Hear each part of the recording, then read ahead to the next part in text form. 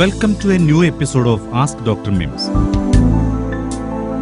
ഇന്ന് ഞാൻ എക്സ്പ്ലെയിൻ ചെയ്യാൻ പോകുന്നത് എൻഡോസ്കോപ്പിയെ കുറിച്ചാണ്. എൻഡോസ്കോപ്പി എന്നത് വളരെ ലളിതവും ഗുണകരവുമായ ഒരു ചികിത്സാ രീതിയാണ്. ഇതിനെ യാതൊരു തരത്തിലും ഭയപ്പെടേണ്ട ആവശ്യമേ ഇല്ല. വായിലൂടെ ട്യൂബ് കടത്തി അന്നനാളം, ആമാശയം, ചെറുകുടൽ എന്നിവയെ കാണുന്നതിന് അപ്പർ GI എൻഡോസ്കോപ്പി എന്നാണ് പറയുന്നത്. അതുപോലെ മലദ്വാരത്തിലൂടെ ട്യൂബ് കടത്തി വൻകുടലിന്റെ ഉൾഭാഗം, ചെറുകുടലിന്റെ അവസാന ഭാഗം ഇവയെല്ലാം കാണുന്നതിനെ കൊളോനോസ്കോപ്പി അഥവാ ലോവർ GI എൻഡോസ്കോപ്പി എന്നാണ് പറയുന്നത്. രോഗനിർണയമാണ് എൻഡോസ്കോപ്പിയുടെ പ്രധാന ഉദ്ദേശ്യം. ഇതുകൊണ്ട് നമുക്ക് നേരിട്ട് കുടലുകളുടെ ഉൾഭാഗം കാണുവാനും അവിടെ ഉണ്ടാകുന്ന രോഗങ്ങളെ നേരിട്ട് കണ്ട് മനസ്സിലാക്കുവാനും കഴിയും. കുടലിൽ നിന്നുണ്ടാകുന്ന രക്തസ്രാവം കണ്ടെത്തി അപ്പോൾ തന്നെ ചികിത്സിച്ച് ഭേദമാക്കാനും അതുപോലെ ചെറിയ ട്യൂമറുകളും നീക്കം ചെയ്യാനും എൻഡോസ്കോപ്പി കൊണ്ട് കഴിയും. കുടലിനകത്തുള്ള രക്തസ്രാവം, ക്യാൻസർ, പിത്തനാളിയിലെ കല്ലുകൾ എന്നിങ്ങനെയുള്ള അനേകം രോഗങ്ങൾ കണ്ടെത്താൻ എൻഡോസ്കോപ്പി ഉപയോഗിക്കുന്നു. എൻഡോസ്കോപ്പി ചെയ്യാൻ രോഗിയുടെ പൂർണ്ണ സഹകരണം ആവശ്യമാണ്. അതുപോലെ ചിലപ്പോൾ കുടലിൽ പൊട്ടലുണ്ടാകാം. ഇങ്ങനെയുള്ള സാഹചര്യങ്ങളിൽ ഇതൊക്കെ മനസ്സിലാക്കി വേണം എൻഡോസ്കോപ്പി ചെയ്യാൻ. എൻഡോസ്കോപ്പി ചെയ്യുമ്പോൾ രോഗി ആശുപത്രിയിൽ അഡ്മിറ്റ് ആവേണ്ട ആവശ്യമില്ല. ഇതൊരു ഔട്ട് പേഷ്യന്റായി വന്ന് ചെയ്തു പോകാവുന്നതാണ്. ഇതുപോലെ നിങ്ങളുടെ സംശയങ്ങൾ ഇമെയിലിലൂടെ ഞങ്ങളെ അറിയിക്കുക.